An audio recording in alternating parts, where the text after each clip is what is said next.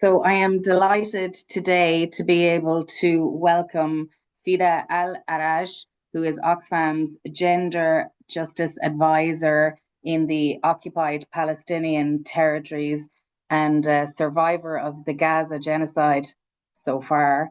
Um, as well as I know you have many other strings to your bow, Fidaa. So first of all, welcome.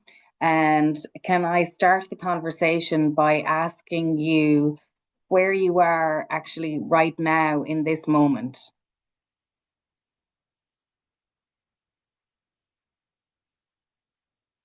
Sorry, where you are physically based, where you are speaking to us from. Yeah, thank you. And I'm happy to be here with you today. So I speak to you from Gaza City. Gaza City is part of Gaza Strip. Gaza Strip is part of Palestine. And for more context, it is a coastal city on the coast of the Mediterranean. Palestine as a whole is part of the Southwest Asia, and part of the Middle East, or what's called the Middle East, in a more globally known language. We, of course, don't prefer the Middle East as it's more of a colonial term, to be honest, because it's Middle East to the Great Britain or the United Kingdom from back when they used to colonize this part of the world. So yeah, this is Gaza, if you want, and maybe you've heard Gaza over and over again the past little over than 2 years.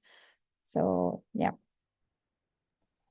Thank you very much. It's good to situate ourselves, and amazing that you can be speaking to us from Gaza. That is amazing. Vita, for all the people listening and watching, it would be great if you could tell us what the past 2 years has been like for you, or even your life in general. And then following on from that, we hear now that there's a ceasefire and that things have very much calmed down in Gaza. So if you could tell us if that's true or not from your perspective. Okay, so let's go back as far as we can. Start from the beginning, let's say. And not to be overly dramatic, but the beginning was actually the end of life as we knew it. To be very honest, since day one, it was very different. It was very life disturbing in every sense of the word. So on the 7th of October, 2023, everything changed, you know. We woke up to a very different reality. Full scale war like nothing precedented before has broken out, and we were the target of it. We, the civilian people of Gaza, we, the unarmed people of Gaza, we're not a state. We don't have an army. This is how it started, and then it kept escalating. So let me tell you just a bit of snippets of what it looked like. So there was displacement as in you were asked, like not even overnight, over an hour or so, to leave your house, to leave your city, and to head south, where it was assumed to be a safer place. So the act of leaving house in thousands of people, the scene is something that I will never, ever be able to get over, you know, like thousands of people literally moving south, knowing nothing, but having to move. I remember the day, that day when I left my house, I wasn't literally able to grab anything because the bombing was too heavy. It was really like the house was shaking. So there was no way that you can take anything with you. If you are lucky enough to grab your kids and go, then that's that. So, and then the displacement, what does it mean to be displaced? It means, yeah, that you discover an aspect of life that you've never in your wildest dreams thought it was possible. So we spent, for me, I spent, and when I say for me, I mean for thousands of people like me. We spent the first few months in Rafah. Rafah is the most south part of Gaza, at the border with Egypt, and now it's no longer there. So you can imagine I'm speaking about a place that doesn't exist anymore. Now it's a military base. It's not a city anymore. So we went to Rafah. We stayed with friends for a couple of months, all crammed in one room in the house of a friend. Many people has done that because we thought it was temporary. You'll stay with the friends or with family for a couple of weeks or a month or something, and then you get back. It wasn't the case. We spent months. Then we started seeking options. So we rented. We had to go to a place where there wasn't any. Like for me, I lived for 6 weeks. I can't forget that in a part of a house that has no plumbing. So no toilet, no toilet seat, no running water, no water faucets, nothing, no sink. So no doors. Yeah, no doors. So yeah, and for me, I spent 6 months there. I remember having this list written down on a note paper, on a notebook, that things that I miss in all of that. And I wrote between two brackets mundane things, doors, actual doors with a frame and a handle and a key, running water, I don't know, beds. Yeah, it was a dream to see a bed. So and that time we had the first wave of starvation. So the people who were displaced and also the people who remained in Gaza City in the north of Gaza, because then there was a complete closure, complete separation between the two parts. Whoever, you couldn't move. So families were separated. Some families, one member or more, were in one place and the rest in the other. Supplies and materials and things were not allowed to be exchanged. And it's worth mentioning that since day one of this, all borders into Gaza were tightly closed. So, I mean, we've lived in blockade, under blockade for 17 years prior to that. But this was like no other blockade. That was like really tightly locked. Nothing could enter.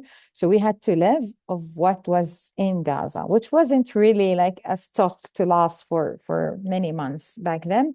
So 6, 7 months into this, the first wave of starvation started to hit. It hit much harder in the north of Gaza because there was no way to exchange supplies, and even the humanitarian aid that was allowed from Egypt very scarcely and very difficultly. It was only allowed into the south, but even though, yeah, it was really, really difficult to secure food. It was a task to get food, and so many essential food goods were missing. Then, of course, the medical situation or the health situation, it was crazy. Like injured people, from the very first days, they were thousands. By that point, before we hit the 1 year mark, there were like maybe hundreds of thousands of injured people. And when I say injured, it's not just a bullet wound. It's you're bombed, you're targeted by an F-16 or an F-35 plane, jet plane, or even very much more modern weapons that I don't know the names of or the make of. And you get hit, and you're lucky if anyone could find your body. But the unlucky people who were the injured in the vicinity of this strike, for example, and you get injured, you lose parts of your body, you're gravely injured. There is shrapnels and bullets in your body that's with no way to remove them, and you live with that. So this is a kind of torture that's really not highlighted enough or talked about enough, but it's a real torture, I know. many people, like personally, who faced that. And there was no medicine, no medical supplies allowed to enter. So it's really, really bleak when it comes to the health or the medical care sector. Um, I, I, uh, I also have to talk about the hundreds of thousands of women who were pregnant or who had to give birth in these like circumstances. Of course, so many lost their pregnancies, or so many infants have died of these circumstances. Uh, I also want to talk about lots of operations like surgeries performed without any anesthesia whatsoever. It seems like fiction when you talk about it, even to me, but it really happened. Um, the second wave of starvation hit much harder and much wider. It hit for everyone in Gaza, and that was after the first ceasefire that took place in January 2024, 2025. Sorry. Yes. So that after that ceasefire, and we were allowed back to our house, to what remained of the city, which is very little, which is literally piles and piles of rubble. So if you're lucky enough to find some part of your house remaining and to be able to make it a place that you can live in. Then after that, there was a break of the ceasefire, like a couple months in, and a reclosure, like after the allowing of entry of aid and some commercial goods, and then that wave of starvation hit. And let me tell you, it's like nothing we've ever experienced before. As Palestinians, as people in Gaza, I still find it really, really difficult to imagine or to think that we've gone through a starvation. We were hungry, literally. We couldn't find like a piece of bread, nothing. It was really, yeah, I don't think we're ready to describe this, but it was really difficult for people died from that. And when, believe me, when the IPC and the UN officially announced a starvation in Gaza, it was overdue. It was happening for months and months before, but of course, officially, you need numbers of people who have died out of hunger. Can you imagine a person dying of hunger, and you have to have a certain number of those to announce officially? So to the world, to see the starvation, it saw it like many months after it hit. So yeah, this is important to say. And yeah, then there was the other wave of displacement that happened around August or September of last year. We had to again relieve because there was another ground invasion of Gaza City. Um, and it all happened again, but this time it was much more difficult because there was no places literally left. Like if you look at the footage of Gaza, you can barely like count standing buildings, and how to house people and how even to put up a tent. There is no enough space among all of this rubble to build a proper camp, for example. And then the current ceasefire, the so-called current ceasefire, um, let me tell you how it looks like, this ceasefire.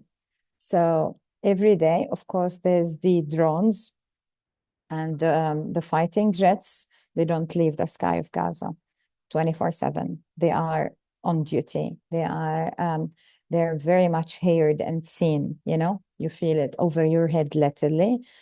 I have to use noise suppressor app just so that you can't hear it, that it doesn't infiltrate to my meetings and calls. but there is no app to keep it from infiltrating your mind or your sleep, you know? So this is one thing. Then every single day, there are strikes, there is bombing, there are killings, there are people dying in tens of numbers, you know. Then there is a blockade that's on and off based on the decision of the government of Israel. So today we decide that we're not allowing eggs into Gaza. It's reality, it's not an example. Today, yeah, we've had no eggs for weeks, for example. And then today we decide to not allow this kind or that of vegetables or of fruit. Um, we are the land of like citrus, no? Like we're known to grow citrus and to grow oranges, lemons, and yeah, it's only by a military decision that you can find an orange or a lemon in any vegetable stand in Gaza. I have to follow the news to know if you can have orange juice today, for example. Um, there's of course the closure or the very restricted entry still of medical supplies or medicines. So many medicines are missing from everywhere. So it's very, very, very unlucky. It's yeah, unlucky is a light word. If you get sick or any of your kids, any of your family gets sick, like this is for me, this is a personal phobia. Like I pray all the time, please don't make any of the family sick. Please don't make us need any medical care because there isn't any to seek, you know. And of course, if you go you dare to go and seek any medical care and you see the situation of the medical facilities and you see the situation of the emergency cases that come in like that flow in regularly, yani you know that there is nothing that they can do for you. So yeah, and to add on that ceasefire or no, there is this yellow line. So Gaza is very small to start with. Gaza is like 360 kilometers in all. And now it's maybe half of that because half of it have been eaten by a yellow line. So the military exists within Gaza, in the heart of Gaza, you know, we just have the very coastal line, like literally the shore of Gaza, that's inhabitable, that's allowed. And of course, the sea is closed. Have you ever seen a closed sea? I haven't seen an open sea in all of my years in Gaza. The sea have never been open. It's always been closed. It's always been fenced with warships, with fighting ships, with you know, it's firing all the time. It's how I remember it all the time. But now they are ever closer. They're very much more active, you know. So this is yeah, a very smaller, much more small Gaza, housing almost 2 million people. And the activity, the military activity in within the yellow line is non-stop all the time. They're demolishing, they're firing, they're all the time you hear in the back, like the usual background noise is the military activity within the yellow line. And it's really close, you know, it's not just like it's in a border area, forgotten, not near. It's very close. It's where we used to live. It's where people's houses are. So this is how a ceasefire looks like. I don't know if there's a name that's invented yet for such a ceasefire or not, but this is how it looks like.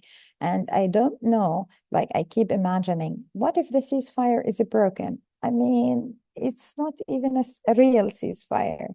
So yeah, I don't know if there's words to describe the situation right now. Thank you so much, Fidaa. I never would have thought that I'd come across something in my life where oranges were a human right, right? And the Yeah, closed sea that you describe is terrifying and terrible. Can I ask you, on a personal basis, were you separated from your family, or were you able to bring your family with you when you had to flee those times? Just that specifically, and Yeah. I'll ask you something else in a moment. No, I was able to thankfully to have the whole family with me. But yeah, I was surrounded with separated families. So yeah. And for people, I suppose people are mostly aware, should be, there's at least 70,000 people that have died in the past 2 years, and that's just the confirmed amount. I think the true amount is much higher. The Yes. homelessness that you describe, the fleeing, the hunger, the constant threat that you may be bombed at any moment, or those drones could come into action.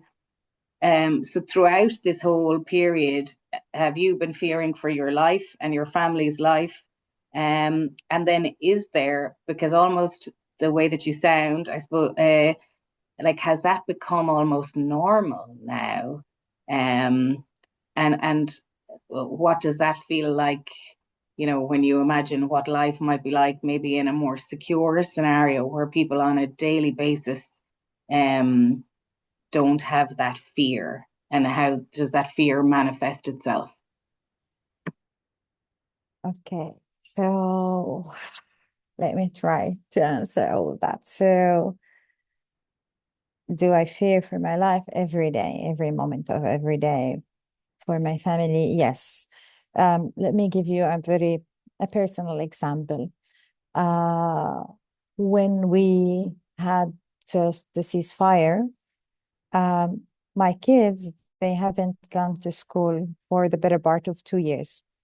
So I was like hoping and seeking any opportunity for education for them. And then I managed to find a place, a makeshift tent, really, with a teacher who has done an initiative to teach kids. So I registered them there, and they started going for maybe 4 or 5 days. And then there was a strike.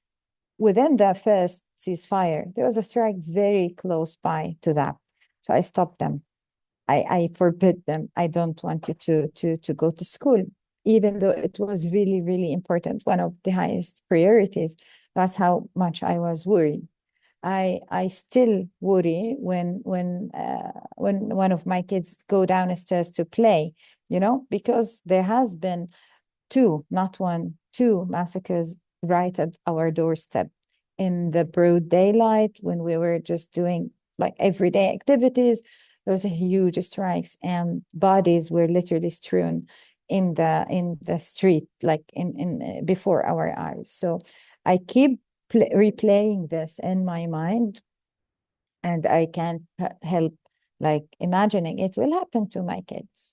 They will get struck. Like people die. The other day, one girl was killed in a classroom. She was, attending a class, and she was killed, and it was like a stray bullet. So it's really, really easy to get killed in Gaza, anywhere, at any time. And this is a real fear. And for us to go to work, like you could get targeted anywhere on the way, any car could be bombed next to you, any building, and it happened so many times, this strike scenario. So the fear for your life is a reality, an everyday reality. The fear for your family, and it gets confirmed. We have lost friends and family in the most ordinary of circumstances, and the most ordinary of days. We have lost people, we've seen them off. So it is a real fear. It's not exaggerating.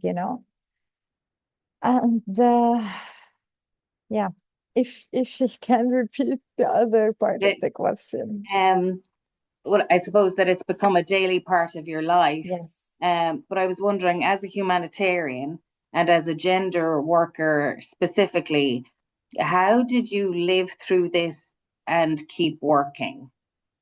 Yeah. So this is an important question, and because it's something that I regularly ask myself as a humanitarian. So maybe people tend to see humanitarians as um, heroes, as figurative people coming from a novel or a TV news, news broadcast. So those people who go to the front lines and try to save lives.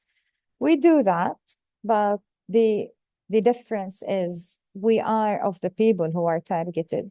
We are among the beneficiaries that we're trying to serve.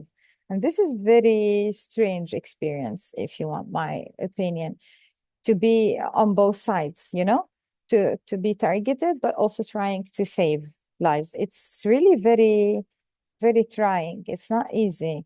And it's not unheard of to lose your faith. What am I doing? I'm a humanitarian. I work as per the international humanitarian law. I withhold the humanitarian core standards and the principles. Like we work by that, and look what's happening. Look at the violations of all of these human rights, of the basic human life, right to life. Look at the atrocities that are committed, and you have no power to do anything about it, to do any to stop them, or to save people from them. So the limitation, the huge limitation that we face as a humanitarian workers is a real thing, and it tries your faith, to be honest. It tries your faith in all of the humanitarian principles that you've been working on all your life, and on how much you can do as a humanitarian who was robbed from all resources. A humanitarian is not a magician, you need to have resources to work with. If you want to save people from starvation, you need to have access to food to distribute or to make a hot meal. If you want to save people by providing a drinking water or a toilet or something, you need to have the very much basic materials, not only the desire or the compassion of a humanitarian. It's not enough in these circumstances. And to work on gender, it's like double the burden, because I work with you know the women, the GBV survivors, the girls, and this, in the best of circumstances, is not prioritized. And when in a face of a genocide or a mass genocide like this, inevitably it takes a second seat, because you're talking about thousands and thousands of people who die every day, who suffer from various, atrocities against them. And you want to come and talk about gender. So on many levels, this is difficult. To talk to donors and convince them that this is a priority is difficult. To convince the people who are under fire, who are hungry, who have no house, who are homeless, who have nothing, that it's important to talk about GBV. It is important, but how you come across, because yeah, people have priorities, and they're not separate. Even if a woman is suffering from GBV, even if a woman doesn't have access to period products or to SRH services or to any of that, but she has a family to provide for example. She doesn't have cooking gas for over than 2 years, and she has to make fire to be able to cook. She doesn't have a private toilet to use. She uses a generic community latrine or whatever. She doesn't have a privacy to sleep in a separate room. You sleep with people you've never met, or you sleep in public, So these are concerns of women that gets overshadowed by the enormous enormity of what's happening. And so this is difficult. And I do identify with these women. Like, for me personally, I have two girls who came of age, who started ministrating in the middle of this genocide. And I was left literally like, I felt like I have nothing to tell them. I had no tools in my arsenal, if you want. There was a time for months on end where you couldn't find a period pad no matter how you tried. I saw girls in camps who use sacks, sacks of that's usually used as a potato sack or a grain sack, made of very coarse fabric, and they used it. I met a girl who said that on my period, I don't move from the tent for all of the days because I have nothing to use. And being a mother for teenage girls in these circumstances, it's really, really difficult, It's what are you gonna do? Comfort them, deal with the all of the teenager hormones, do some awareness, try to provide things. It's really difficult, and I do have means, and so you can imagine what mothers all over Gaza are doing, and yeah, so it's difficult. And I just want to highlight one thing when you said the 70,000 people died. So, of course, it's not the real number. I just recently, in the past week, I have read something someone wrote that they were digging in around their tent, and they found full body of someone who's died obviously many months before. So because it's like a skeleton and the clothes and belongings, and many people started responding to that post that we found a little girl, a little baby of several months buried in the yard of a house. We found the remains of a person buried in the street. We found the remains of a person buried in this place or that. And those are the people who are lucky to be found and identified. So you can imagine how many more there are. There are like the people under rubble. Until this day, people are digging out their family and their, from under the rubble. And they do it individually without any tools, without any support, without any help, without nothing. And they find tens and hundreds of bodies. And then there is the missing people. Missing people, they are estimated at more than 13,000 people estimated. And missing means without any trace, without they could be dead or worse, they could be tortured somewhere in a prison or something unannounced. And once in a while, we do receive the main hospitals in Gaza do receive the bodies or the remains of prisoners from the Israeli side. And many of these, like I couldn't watch the full video of the state of these remains. Like the torture is very obvious. They are unrecognizable, and you have to know that DNA testing kits are not allowed into Gaza.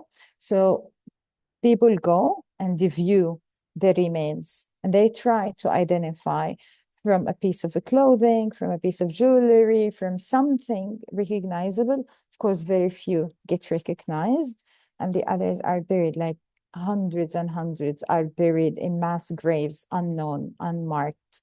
So, like, to know the whereabouts and the state of a person in Gaza is a lucky thing, I didn't actually know DNA testing kits were not allowed. So that makes even the identification of these terribly tortured bodies, as you say, even the families, that's a very difficult thing for them.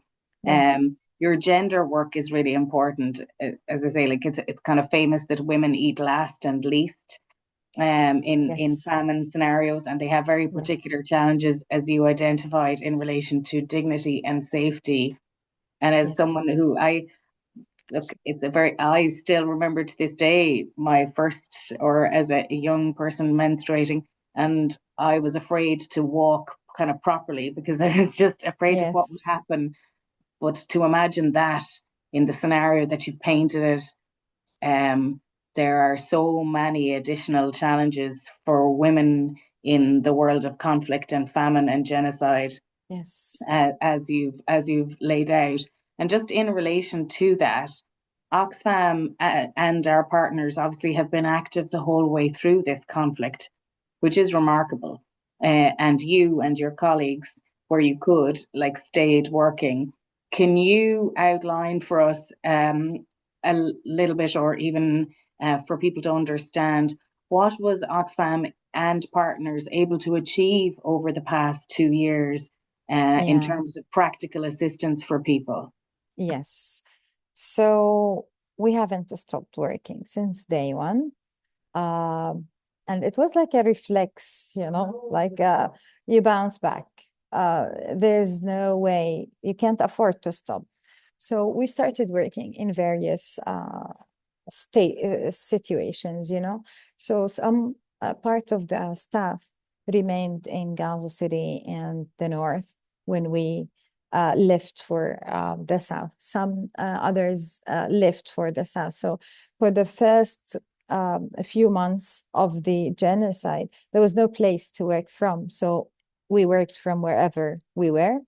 And of course, there was, and there still is, bouts of blackout where there is no communications whatsoever, not a telephone, not a mobile phone, not an internet connection. Of course, there's no electricity. So we had to work through periods of blackouts, complete blackouts, where you know nothing of the outside world. And I remember in the early months, like the first couple of months, we worked in the second floor of a UN clinic, primary healthcare clinic. All the organizations like partners, UN, INGOs, everyone was there. And we had to go early to be able to find an electricity outlet to plug in and charge your laptop. And most of the days you couldn't find a chair to sit in. So many days I worked on the floor, and it was okay because this is the available space to be able to work. And what we've managed to do, we actually reached more than 1 million of the population of Gaza through different ways of assistance. So we, under our food and economic security work, we managed to provide food parcels whenever possible, whenever we had food in the markets, fresh food, ready to eat, dried goods, and some when the situation of the market was better, we managed even to provide food prices for women who are like lactating women, pregnant women, or chronically ill people. We managed to take that in consideration to the best of our ability and the best of what the market has to offer. In the water and hygiene and sanitation sector, we provide and still provide water trucking. The water is a huge challenge. You have to fill water every single day from a water truck. There's no access to water any other way. So we do water trucking. We try to fix some of the water wells that exist, to fix, because there is no spare parts allowed into Gaza. So you cannot just order a water pump and get it. There's no such thing allowed. So you repair, you fix whatever you can to make it work. Of course, the maintenance is really difficult, and you have to maintain and re-maintain. So our WASH team works on that to be able to provide more sustainable water resources for domestic and drinking purposes. We do public health work, like waste management, solid waste management. I have to tell you something about this. So we had this dumpster, the landfill, the only one in Gaza. It was on the eastern border, so the border with Israel. And a little bit away from the residential areas, and it was the only landfill in Gaza. Of course, now it's off limits since the start of this. So the piles of garbage is everywhere, which is a huge public health threat or hazard. So Oxfam and partners try to work on relocating this because there wasn't a dedicated land to create a new landfill is not allowed by Israel. So what we do is try to relocate away from the crowded people, the crowded residential areas, which is like 90% of what's left of Gaza because there is no room for people. So the best that we can do in terms of management is to relocate, try to disinfect somehow as much as possible, or to contain the biohazards of the solid waste. They also work on sewage or sewage water, management with the whatever is available. So this is, and recently there is a huge risk of rodents. Rodents are really, really increased, and they attack people in tents. They attack babies on a daily basis. They maim babies, and they, of course, eat through food stocks or clothes or whatever, which is also not really available. So they do these campaigns to try and contain rodents. And of course, they work on the outbreaks of different diseases and illnesses. Under the protection pillar, we provide psychological first aid. We provide psychosocial support for like group or individual. We provide case management for protection cases, particularly GBV cases and child protection cases. We work on people with disability inclusion across the response. And in gender, we try to highlight or shine a light on the different challenges. We've done lots of papers and analysis. We've done a recent analysis on women in the water and wash sector, the different challenges they face. We've done one of the only of its kind analysis, which is a masculinity analysis. Which looks deeply at men and boys, how the masculinities are reshaped by what's happening, how the traditional role of a man as a provider and a protector or as a supporter of the family has been, as I said in the beginning of this, our way of life has changed forever. So this is one aspect of the changes, and we've dug deep and we came up with a set of recommendations. We developed a toolkit of how to work with men and boys in the affected communities and displacement camps, how to work with them to be change agents rather than, the negative toxic masculinities.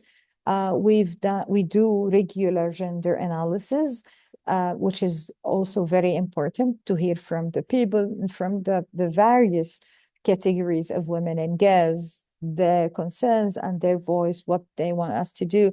So what we try to do in Oxfam is really entrenched in community.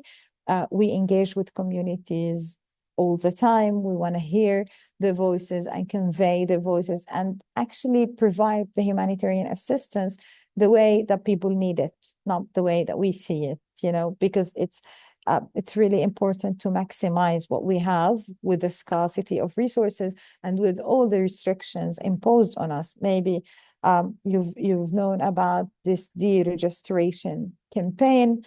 For long months now, we've been facing an Israeli decision to deregister tens of INGOs and requesting unreasonable and illegal documents to be able to continue the registration.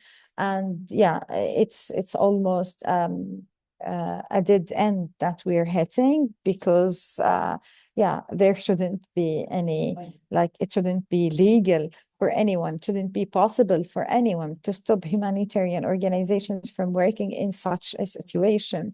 So we face that on top of everything else. So we're currently like operating in an unbelievable circumstances with very large shortage of resources, but also with this decision. So it's like imminent closure that we're facing as organizations. Thank you, Fidaa, for all of that. And to be honest, for the amazing work that you and your colleagues and your partners have been able to do, Yeah. not just the practical help, but the sophistication of it in relation to the analysis and the community voices, that masculinity analysis, for example. I mean, that's serious and groundbreaking work in and of itself. And it's appalling. And I think it bears repeating, it's appalling that organizations like Oxfam and sister organizations looks like are soon to be expelled from Gaza. So where Yeah. the needs are greatest is when hands will be tied and people will be gone. It's appalling. Can I ask you, how do you feel now about the future? Are you angry, despairing? Have you any sense of hope for Gaza and the lives of people in Gaza on the ground? Yeah, or maybe all of the above, right? But it's a like, how do you feel, and how much you assess the near future?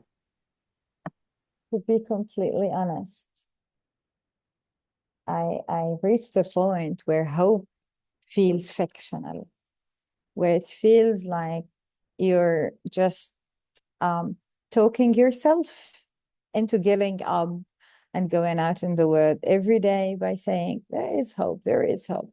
Yeah, it seems, no, it seems unrealistic. It's, yeah. For the future, like to think of the future is something that's really, really difficult. It takes you a lot to be able to think of the future because you're living hour by hour. I don't know if I will make it home this evening. I'm not sure, but truly, I'm not sure. I'm not sure if we'll wake up to tanks in our street. It happened before, so nothing is out of the question here. I don't know if I will have a phone call where someone says like, this person was killed. It happened before. It can happen. It will happen again. So the concept of the future on a personal level is really difficult. And it's even much more difficult on a wider level. What does the future of Gaza look like? No idea. We are not even allowed to envision a future of Gaza because as I told you, Gaza was already small. Gaza was already blockaded. We are under occupation for decades, and this happens. So how much worse can it get? And you can't think how much better can it get because honestly, to be honest, is it gonna get better? I don't think so. Uh, because the what it takes to improve, what it takes to get back what we used to have is huge, is enormous. So you cannot, and to be super honest, it takes the desire, it takes the willingness of so many other people. It's not up to us how our future will look like. So it's completely out of our hands with so many players involved. So it's the feeling to describe this is helpless. Like you have nothing, you have no say in your own fate. You just completely in the hands of your fate, and you see where it takes you. Because we are sea people, we live on the sea. It's literally like you leave yourself to the waves. You don't even resist. You don't attempt to swim because it's so tiring. We've been swimming for the past 2 years. It's really tiring to keep swimming. So خلاص, you leave it, you leave yourself to the current, wherever it takes you. So this is exactly how I feel. How I feel when I feel angry, it's not anger, it's just it feels really strange to me that all of this is happening before the whole world. Everyone is watching. There's no danger of ignorance at this time or age, and nothing happens, nothing changes. So yeah, it's really incomprehensible for me, to be honest. And just to that point, Fida, as you say, the world is watching, but you're still Yes. in a scenario where you feel that you have no control over even what happens this evening. And we Yes. obviously hope that you go home safely and all your family and everyone you know and all the people of Gaza are well into the future. But to that end, and speaking to the people of Hollywood, today, speaking to the people of Northern Ireland, like what can they usefully do? What can we usefully do? So we want to help and support you, and I suppose we'd like guidance from you as to what we can best do in any sphere of our lives. Yeah. Thank you for that question, because actually I've been thinking about that long and hard and in different situations that I've been in.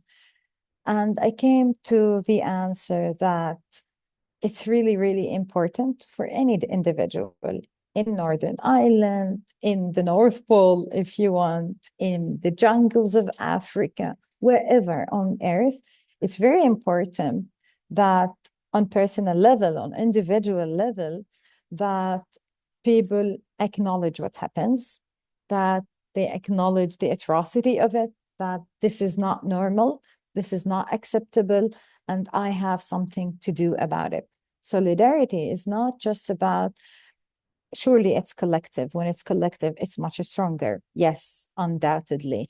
Surely if it's organized, it shows and it has a direct impact, maybe. Surely if you go to a parliament and speak, yes, it counts. Surely if you organize a demonstration or a sit-in or a strike and sit in the street for how many hours, or if you assault a prime minister's entourage or whatever, yes, but what I really want to say is solidarity can be much more simple, much more personal, much more individual. If you pick up a book written by a Palestinian and read it, if you pick up a testimony said by a girl in Gaza about how she was raped by a soldier and read it and feel for it, it is a form of solidarity. If you just read how the INGO's deregistration and closure, what does it mean for the staff, for the people, for the humanitarian work in Gaza, and you feel enraged about it. This is a form of solidarity.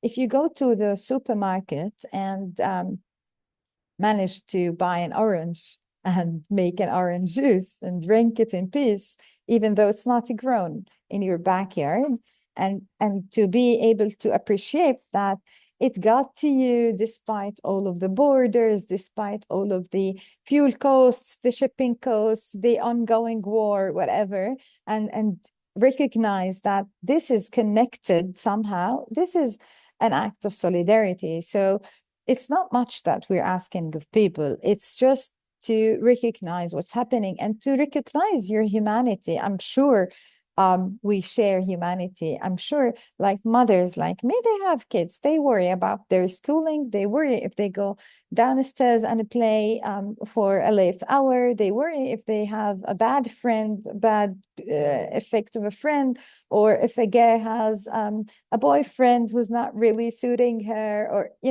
we're the same. We're basically human. We share the same things, and it doesn't, like, for us, being a subject or a target of a genocide, it doesn't stop you from being a human.